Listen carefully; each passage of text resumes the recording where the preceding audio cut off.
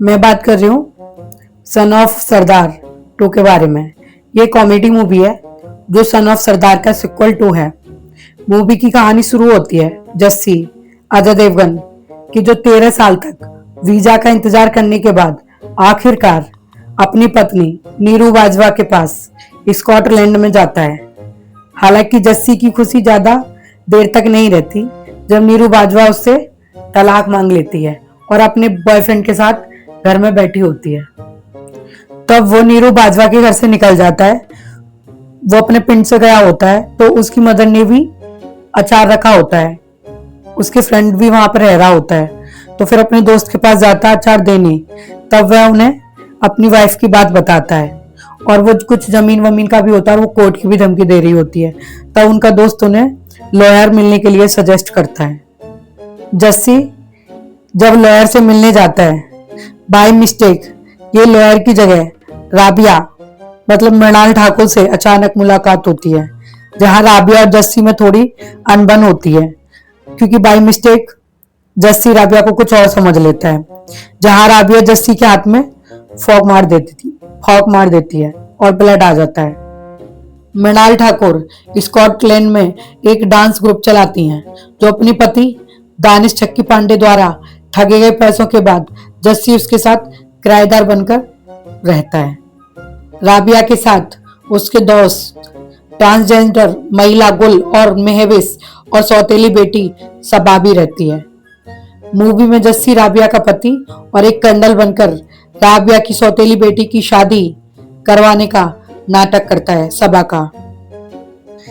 ये तमाशा काफी पेचीदा होता जाता है क्योंकि दूल्हे के खतरनाक पिता राजा रवि किशन जी हैं, जो खुद को बचाने के लिए और शादी कराने के लिए नाटक जारी रखना पड़ता है।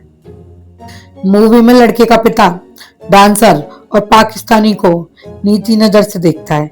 मूवी में राबिया और उसके दोस्त पाकिस्तानी हैं मतलब मृणाल ठाकुर। मूवी में राजा के भाइयों टीटू बिंदुदारा सिंह और टॉनी मुकुल देव सिंह हैं। हालांकि मुकुल देव इस दुनिया में नहीं रहे।